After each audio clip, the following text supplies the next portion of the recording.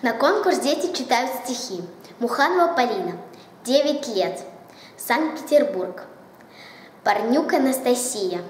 Дружба – это теплый ветер. Дружба – это теплый ветер, дружба – это светлый мир. Дружба – солнце на рассвете, для души веселый пир.